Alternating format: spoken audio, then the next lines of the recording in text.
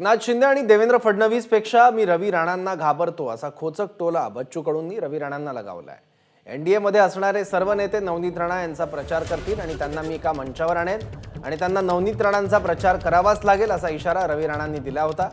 त्यावर बच्चू कडूंनी ही प्रतिक्रिया दिली आहे। आमची इच्छा नसली तरी आम्हाला मंचावर जावं लागेल, प्रचार करावा लागेल, यात आमची नामुष्की असल्याची मिश्किल प्रतिक्रिया बच्चू कडूंनी दिली आहे।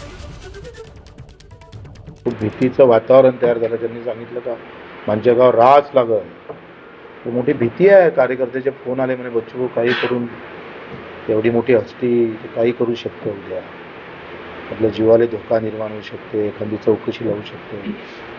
ते देवेंद्रजीला भेटून आल्यानंतर ते बिलकुल सुटसुळा असे जोरजोराने बोलतात। त्याच्या नावाला भीती आहे, घबरावलेलं आम्ही।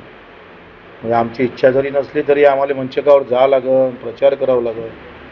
मोठी नामुष्की होऊन आमची तर कठीण झालं। एबीपी माझा, उघडा डोळे बघा नीट।